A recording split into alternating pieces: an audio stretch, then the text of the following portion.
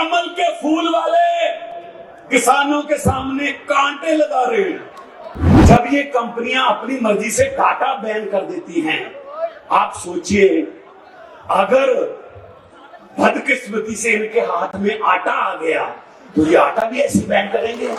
ये डाटा वालों को आटा दे रहे हैं। ये मोदी जी जब घूमते हैं ना देश में, चुनाव के समय जब घूमते हैं तब बड़ी ऊंची आवाज में कहते हैं सबको कि गर्व से कहो तुम भारतीय हो, और जीतने के बाद पूरे देश को पूछते हैं साबित करो तुम भारतीय हो। जितने किसान बैठे हैं उनमें से 80% के बेटे और भतीजे चीन और पाकिस्तान के बॉर्डर पर छाती ताने खड़े हैं देश की रक्षा करने के लिए। क्या आप उनके परिवारों को देशद्रोही बोलते हो? शर्म नहीं आती बीजेपी वालों आपको? हुकूमत वो करते हैं जिनका दिलों पर राज होता है। यूं कहने को तो मुर्गे के सर पे भी ताज होता है। हम किसान महासम्मेलन कर रहे हैं जिसमें लाखों लोग, पूरा पंजाब वहां पे इकट्ठा करके अरविंद केजरीवाल जी को बुलाकर मोदी सरकार की जड़ें हिलाने का काम करेगा।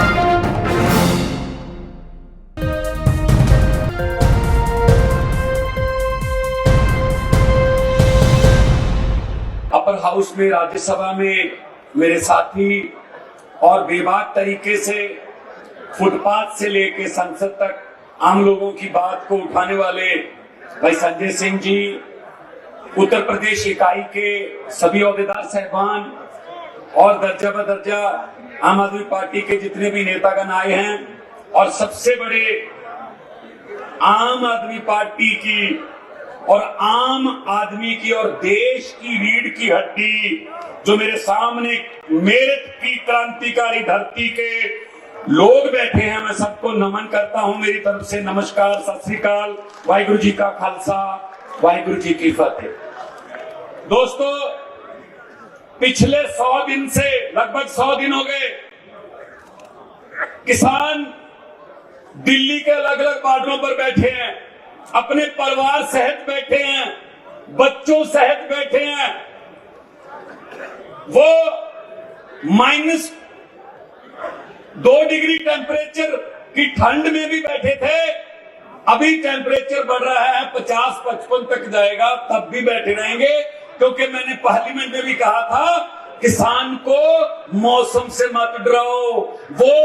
वो जब पानी देता है अपने खेतों को दिसंबर में तो उसके हाथ पैर नीले हो जाते हैं। उनको ठंड से मत डराओ, उसको गर्मी से मत डराओ। और सबसे बड़ी दुखदायक बात यह है कि उनको टैग कैसे दिए जा रहे हैं मोदी गवर्नमेंट की तरफ से। ये तो देशद्रोही हैं, ये तो माओवादी हैं, ये तो अर्बन नक्सली हैं, ये तो आतंकवादी आ गए। अरे टिकरी बॉर्डर पे, गाजीपुर बॉर्डर पे, सिंगू बॉर्डर पे जितने किसान बैठे हैं उनमें से 80% के बेटे और भतीजे चीन और पाकिस्तान के बॉर्डर पर छाती ताने खड़े हैं देश की रक्षा करने के लिए। क्या आप उनके परिवारों को देशद्रोही बोलते हो? शर्म नहीं आती बीजेपी वालों आपको? शर्म करनी चाहिए इनको। मैं पंजाब की धरती से आया हूं, मैं जलियांवाला बाग की धरती से आया हूं, मैं शहीद आजम भगत सिंह की धरती से आया हूं, मैं शहीद उधम सिंह के शहर से आया हूं, और मैं मंगल पांडे की धरती को नमन करने आया हूं जिसने 1857 में ऐसा गदर खड़ा किया, अंग्रेज सरकार की जड़ें हिल गई थी। ये महापंचायत भी वही काम करने वाली है। इतिहास अपने आप को दोहराएगा। मैं जब आ रहा था संगरूर से बाया करनाल, शामली, मुझे तो कोई फर्क नहीं पता चला कब मैं हरियाणा में इंटर हो गया, कब मैं यूपी में हो गया इंटर, क्योंकि इधर उधर जो फसलें थी वो बिल्कुल एक जैसी हैं। हमारे पंजाब में भी गेहूं इतना ही बड़ा हो गया जहां जितना आपके यहाँ, हमारे पंजाब में भी सरसों के फूल उतने ही पीले हैं जितने आपके यहाँ हैं। हमारे पंजाब में भी गन्ना ऐसे ही खड़ा है, आपके यहाँ भी खड़ा है, और हमारे पंजाब में भी गन्ने की पेमेंट नहीं हुई, आपके यहाँ भी पेमेंट नहीं हुई। मुझे तो कोई फर्क नहीं लगता इसमें।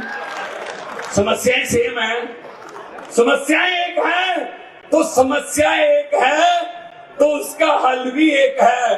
जिन समस्याओं का हल दिल्ली में हो चुका है और जिन समस्याओं का हल दिल्ली में अरविंद केजरीवाल ने किया है, तो सभी समस्याओं का हल आपके सामने बैठा है अरविंद केजरीवाल।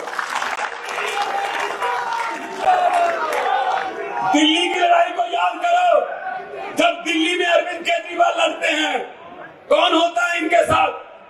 हम सब होते हैं। हमें कौन जानता देश में? अरविंद केजरीवाल के नाम पे लड़ते हैं, ये जाते हैं। और दूसरी तरफ कौन होता है? पूरा मंत्रिमंडल केंद्र सरकार का, सभी मुख्यमंत्री सभी जितने अमित शाह पर्चे बांट रहा होता है हाथ ऐसे। अरे अरविंद केजरीवाल जी, आपको मैं इस बात की बधाई देता हूं, जो पहले हेलीकॉप्टर से ऐसे करके चुनाव जीता जाते थे, आज डोर टू डोर नहीं, विंडो टू विंडो करने लगे हैं, धरती पे आ गए। उनको धरती पे उतारने का काम अरविंद केजरीवाल ने किया है। लोकतंत्र में लोग बड़े होते हैं, नेता बड़े नहीं होते। जब नेता मोदी जी की तरह अपने आप को लोकतंत्र से बड़े समझने लगते हैं, तो लोग बहुत सियाने हैं भाई साहब। लोग जब चाहें आदमी अर्श पर, और आदमी अहंकार में आ जाए मोदी जी की तरह, तो लोग कहते हैं आजा बेटा फर्श पर। बड़े उतारे हैं। इंदिरा गांधी हार गई थी, वाजपेयी जी हार गए थे। तो ये अहंकार नहीं करना चाहिए। अहंकार का सिर नीचे होता है। और क्या कैसे रोक रहे हैं भाई पंजाब वालों को, यूपी वालों को? ऐसे तो बॉर्डर जो बनाते हैं ना, दुश्मन की फौज को रोकने के लिए बनाते हैं कि अगर वो यहां तक आ गए तो ये पुल उड़ा देंगे हम। अगर वो दुश्मन की फौज यहां तक आ गई, यहां बारूदी सुरंग बिछा देंगे। अगर यहां तक आ गए तो कटीली तारें लगा देंगे। बिल्कुल वैसा ही किसानों के साथ। क्या क्या देशद्रोही आ रहे? कोई दुश्मन की फौज हमला करने आ रही है? और देखो, कमल के फूल वाले किसानों के सामने कांटे लगा रहे हैं। कमल के फूल वाले सड़क पर कांटे गाड़ रहे हैं और अपने खेती के औजारों में कांटे गाड़ने वाले फूल उगा रहे हैं। किसानों ने फूल उगाए। इसका मतलब डर है। इसका मतलब ये सरकार डर गई है, अंदर से डर गए हैं। ये पूंजीपतियों की सरकार है। पीयूष गोयल रेल मंत्री है और व्यापार मंत्री है। वो क्या करने जाता भी जब किसानों से बात होती है? उसका कोई लेना देना नहीं खेती से। वो तो अंबानीस और अडानीस का वकील बन के जाता है भाई साहब, कि इनको कोई नुकसान ना हो जाए। आप सोचो, आप सभी पढ़े लिखे लोग बैठे, आप डाटा खरीदते हो इंटरनेट का, मोबाइल डाटा, नेट का। आप अपने पैसे से डाटा खरीदते हो और सरकार कभी भी उस डाटे को बैन कर देती है कि इस एरिया में नेट बैन है। जब ये कंपनियां अपनी मर्जी से डाटा बैन कर देती हैं, आप सोचिए अगर बदकिस्मती से इनके हाथ में आटा आ गया तो ये आटा भी ऐसे बैन करेंगे। ये डाटा वालों को आटा दे रहे हैं। सीएम साहब डाटा वालों को आटा दे रहे हैं, जियो वालों को, उनके हाथ में आटा भी आ जाएगा। हमारे बच्चों की एक एक निवाला वो तय करेंगे कितने निवाले खाने। इतने खतरनाक कानून है ये, तीनों कानून। इनको वापस लेना होगा। संजय भाई बैठे हैं। लोकसभा में हमने कहा था, बहुत चिल्लाए हम लोग कि मत करो। मैंने उदाहरण भी दी थी, ये मेरे का एरिया से ऊपर चले जाएं, ये रुद्रपुर, बाजपुर, ये पीलीभीत का एरिया जंगल था। किसानों ने शेरों के साथ लड़ाई करके इस जंगल में मंगल लगाया, धरती को उपजाऊ बनाया। कई शेर मारे भी गए और शेरों ने किसानों को भी मारा। मैंने पार्लियामेंट में कहा था, मोदी जी ये किसान कौम है जो शेरों से लड़ना जानती है, इसके साथ पंगा मत लो, आपको भारी पड़ेगा। और हो रहा है, अभी हो रहा है। तो फिर इनके पास कोई तावीज नहीं है, ये सिर्फ बातें करते हैं, भाषण देते हैं। खेती मंत्री जी तोमर साहब शर्त लगा लो, मैं शर्त लगा के कह सकता हूं, उनसे पूछिए गन्ना कैसे बीजते हैं, तो उनका जवाब होगा पहले गुड़ को छोटे छोटे टुकड़ों में काट बना के उसके बाद ऐसे दबा देगा। तो उनको पता ही नहीं मुद्दा क्या होता है। कभी खेत गए उनको पता चले ना। तो हुकूमत वो करते हैं जिनका दिलों पर राज होता है। परसों अरविंद केजरीवाल सूरत में थे, गुजरात में, तो आपने देखा था कितना बड़ा काफिला था, पता ही नहीं चल रहा था कहां से शुरू हो रहा है कहां से खत्म। इसका मतलब दिलों पर राज। हुकूमत वो करते हैं जिनका दिलों पर राज होता है। यूं कहने को तो मुर्गे के सर पे भी ताज होता है। दिलों पर राज जो करते हैं वो हुकूमत करते हैं। और इन्होंने, मैं ये पूछना चाहता हूं मीडिया, इन तीनों बिलों को वापस लेने का नुकसान किसको है? जिनके लिए ये कानून बनाए हैं वो कह रहे हैं, ये पंचायतों के चौधरी साहबान बैठे हैं, मैं भी किसान परिवार से हूं, जिनके लिए ये बनाया है वो कह रहे हैं कि हमें नहीं चाहिए, लेकिन वो कह रहे हैं वापस नहीं लेना। तो इसका मतलब वापस लेने का नुकसान किसको है? जिन्होंने बनाया है, जिन्होंने एक एक क्लॉज लिखवाया है, वही डाटा वाले, वही उनको नुकसान हो रहा है। मैं किसान परिवार से आता हूं, मतलब मेरा सर नहीं दर्द कर रहा, लेकिन वो कह रहे हैं डिस्प्लिन आपको खानी पड़ेगी। मैंने कहा भाई मेरा नहीं दर्द कर रहा सर, मैं ठीक हूं। नहीं कहते 6 महीने बाद अगर दर्द कर गया फिर तो ले लो। हद है यार।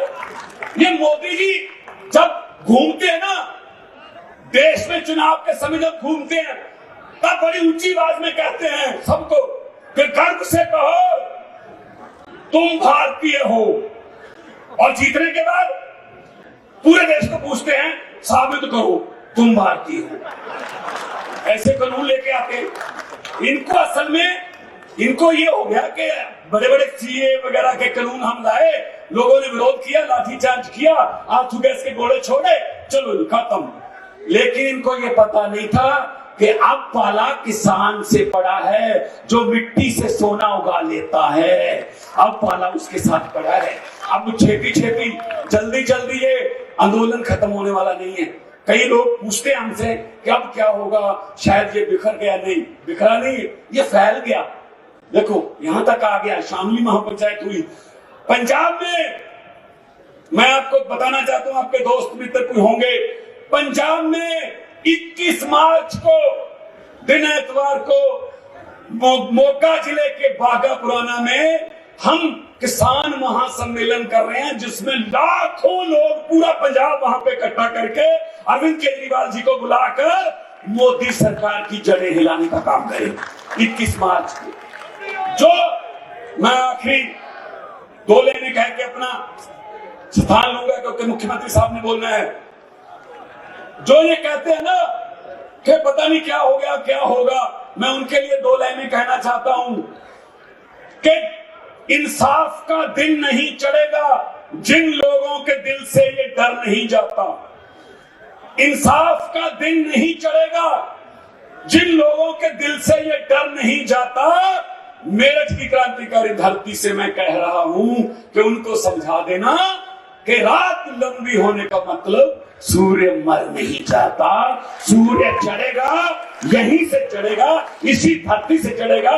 पंजाब, उत्तर प्रदेश इकट्ठे होकर आजादी की लड़ाई भी लड़ते रहे हैं, और पंजाब और उत्तर प्रदेश ने आजादी की लड़ाई को लीड किया था। चंद्रशेखर या और भगत सिंह इकट्ठे लड़ते थे, और पंजाब इन काले कानूनों से आजादी दिलवाने के लिए भी आगे होकर लड़ाई लड़ रहा है, और आजादी पूरे देश को मिली थी। उसी तरह इन कानूनों से आजादी पूरे देश के किसानों को मिलेगी। जय जवान। अभी पिछले दिनों हम भगत सिंह के चाचा अजीत सिंह जी का जन्मदिन मना के हटे। उन्होंने पगड़ी संभाल जट्टा 9 महीने का आंदोलन शुरू किया था, तब भी 3 ही कानून थे। तो उनकी आत्मा को भी शांति मिलेगी।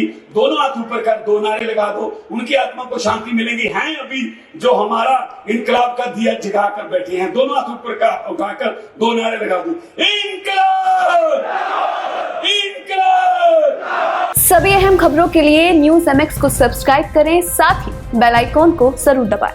लाइक, शेयर, कमेंट करना ना भूलें।